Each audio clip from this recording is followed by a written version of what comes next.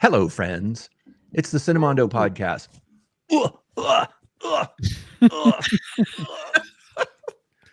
No, I'm okay.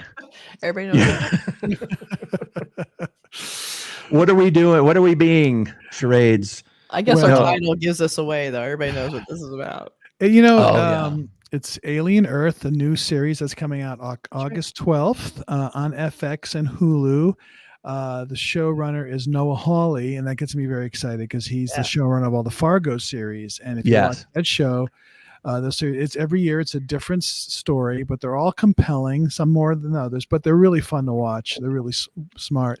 So I think he's an interesting guy to sort of head this concept up of this series.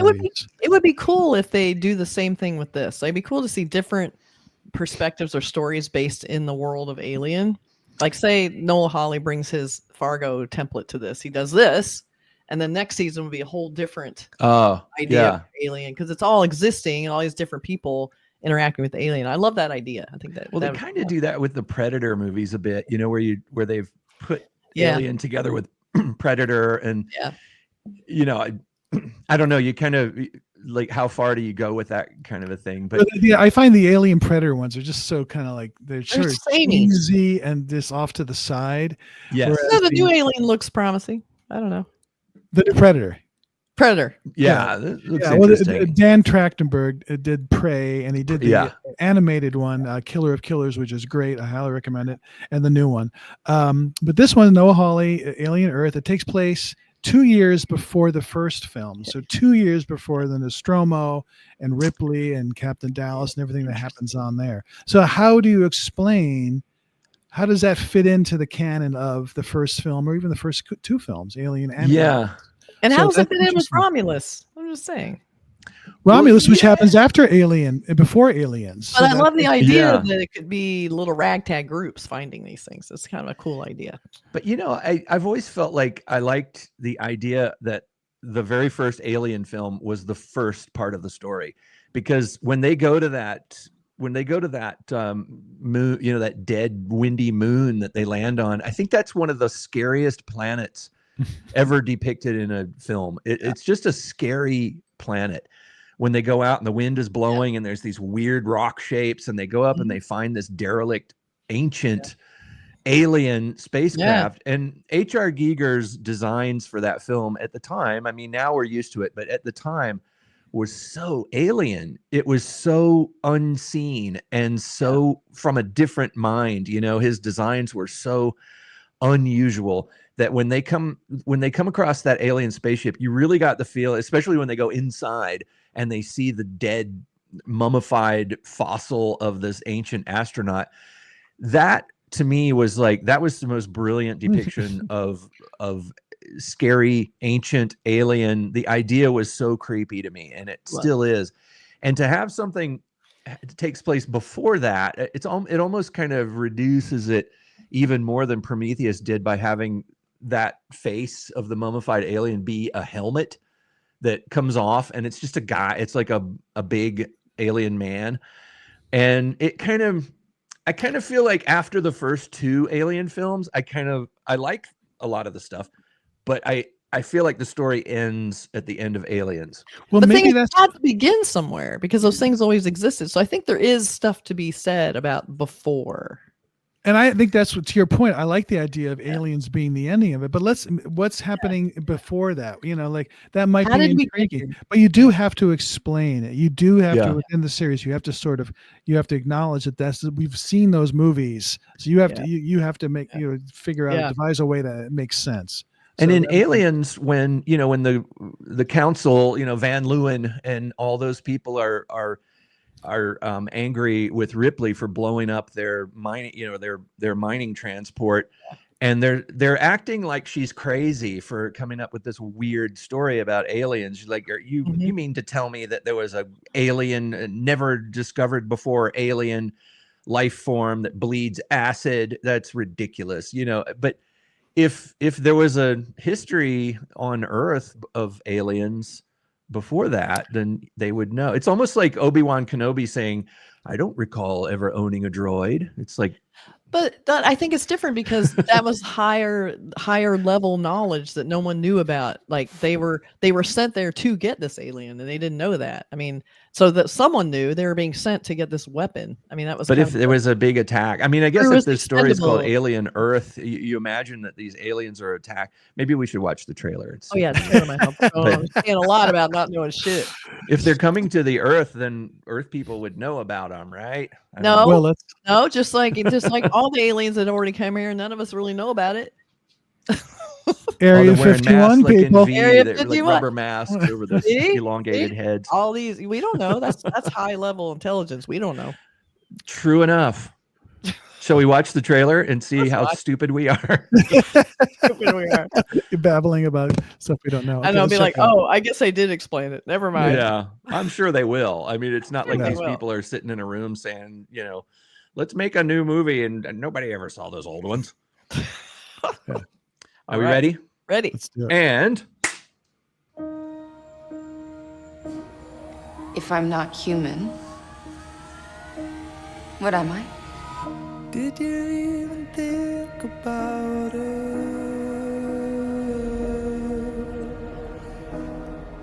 Was it blue skies from Earth? Did you see the green world from your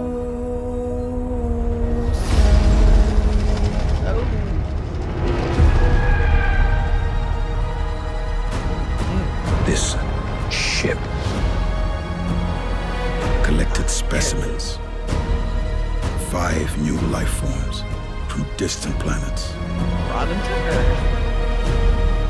Monsters. that.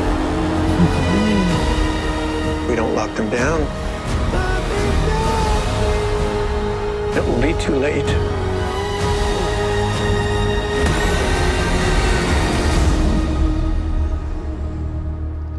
Sound.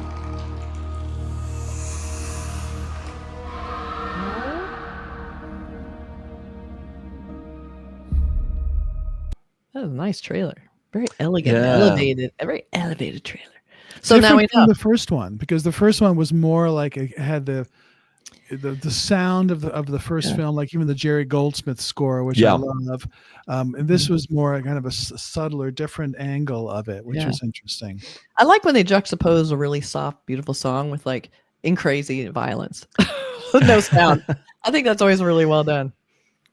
But I think they kind of explain. So now we kind of know, like, there's this thing landed. They brought life forms, but they're probably keeping it pretty secret from the population. It's probably just scientists and upper level government know. And now we have this alien on the planet. Well, you're right. When you brought up something earlier, Kathy, that you were saying that that's why. I mean, in the first Alien film, there is an android on board that nobody knows about, and he's Ash. Yeah, nobody. And his agenda seemed to be, it seemed like he knew this thing. His mission was to help collect the alien. And the alien wouldn't care about him because he wasn't human. So you could argue that whole entire thing, that the reason those people were sent out there was just to get this alien, and the whole mining operation thing was a front. And his job was to get the alien at the expense of the crew. In fact, please expendable. That's please right. Don't bring the crew back because the crew is food. That's how we're gonna feed this alien when you bring it home. That's like, So in a way, you're right.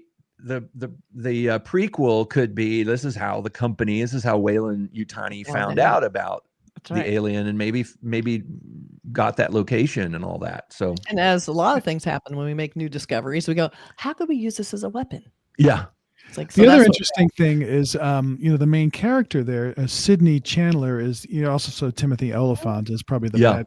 Or she was in the first trailer. She was dying of some terminal illness. Oh, that's right. And they're going So they turned her into some sort of android or something. Right. So, and I think that's kind of. I prefer the term artificial human. She's the first one. Artificial human. That's kind of interesting. We have these artificial humans who go out there to try to figure out what's going on. So, kind of explaining that whole side of the story. So, it's compelling to me. Yeah, Yeah. looks really Yeah. well Oh, done. I love to see what they're going to do with this. It's like Yeah. that universe. I kind of felt I have a weird thing about this. It's like with the Marvel stuff, of course, they're all tied together, things that have these ongoing cinematic universes. Yeah. But with the Alien cinematic universe, I'm sort of picky about it. There's certain ones that live in another zone for me. I always consider the first two to be in their own. Those two are like Godfather 1 and 2. Yeah. And I don't really include the other ones, even though they're not terrible. But the other ones, like, the Prometheus and Covenant and all those kind of things, they're fun to watch in a way when you get past the how silly the scientists are acting for scientists and things like that. Being very dumb. But still, I kind of enjoy those films. But I feel like I keep them separated. Because they just don't measure up to the first two. I mean, right. That first Alien film to me is one of my favorite films of all time. It's a perfect first film. Alien I can watch it. If it's on TV, I happen upon it or something. Like, oh, okay, I know what I'm doing for the next 2 hours. Yeah. So and Aliens, up. James Cameron's the sequel to that is a sequel that is equal to the first. I think it's and a very different as movie. good. But yes, exactly. Yeah. Radically different from the first film. But you follow the way it follows through. I mean, the thread that follows through is Ripley, and she is such a powerful character, and Sigourney Weaver is so great in those films. She's like magnificent in those films.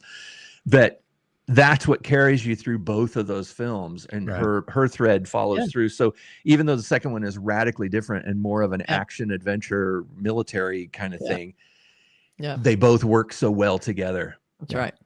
That's right. So we're all Alien fans. We're fans of Noah Hawley. So I'm excited to see this August 12th. It's coming out on FX and Hulu. It looks really well mounted, well produced. Like they didn't spare any expense on this. And let us know what you think. I'm excited. Yeah, it looks really cool too. I'm sure we'll do some reviews along the way. Oh yeah, we're gonna be reviewing it for sure. All right. Yeah. See you guys soon. Bye. Bye everybody.